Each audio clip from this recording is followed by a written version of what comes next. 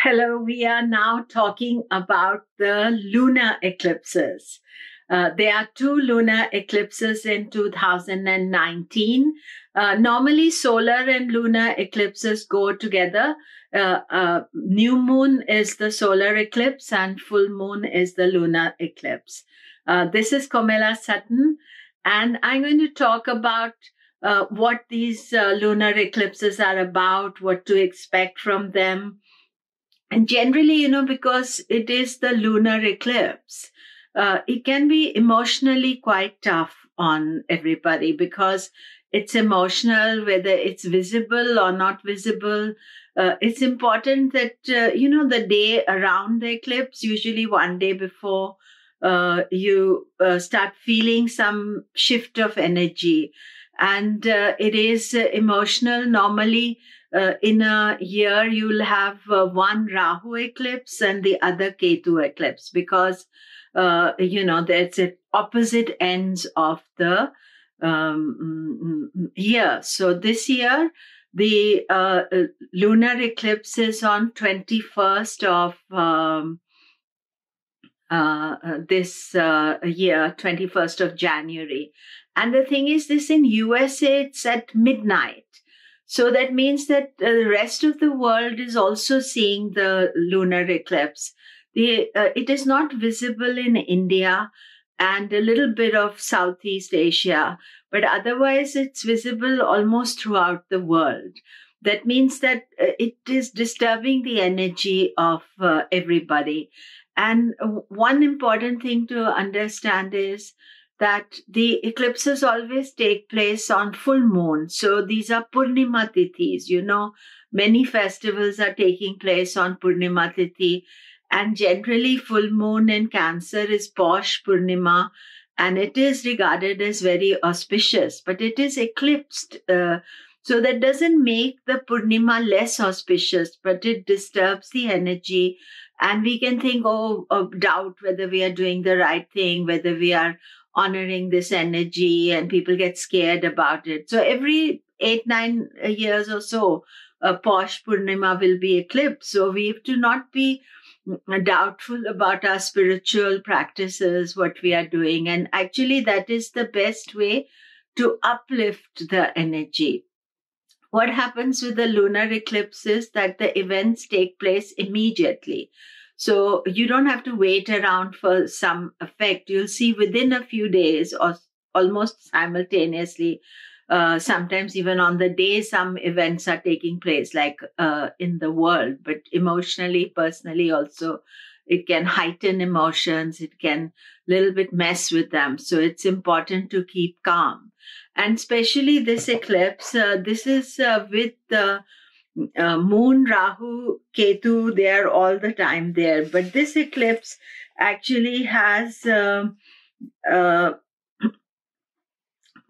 with, it's a Posh, so Moon is with Rahu, and Mercury is also involved in this eclipse. So that means that the thinking planets are both involved. So you have Mercury has just gone into Capricorn, so it's close to Ketu.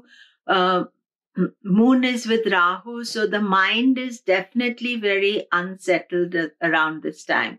So what do? We should be calm. We should take some balancing action.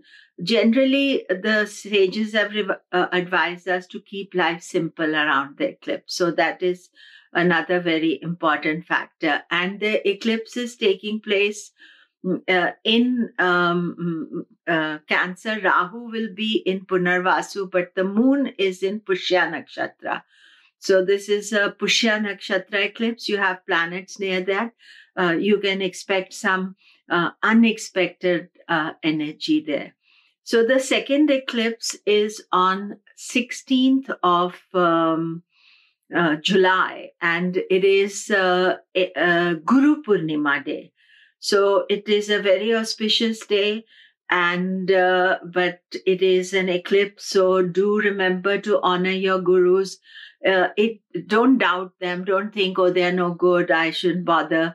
We are not honoring just the living guru on that day. We are honoring our perceptors are great givers of knowledge from time immemorial. That means wherever the knowledge has come down to us. So the eclipse is giving us some uncertainty. And this is a Ketu eclipse. So we want to reject everything. We think, oh, that's not, we shouldn't bother about it. And maybe they're just not talking correctly or something. So even more important that you honor your living gurus, you honor the gurus from time immemorial on this Guru Purnima day. It's a Ashad Purnima and full moon. And then this eclipse is very interesting eclipse, the technicality of it. It is on the last degree of Sagittarius, the moon will be there.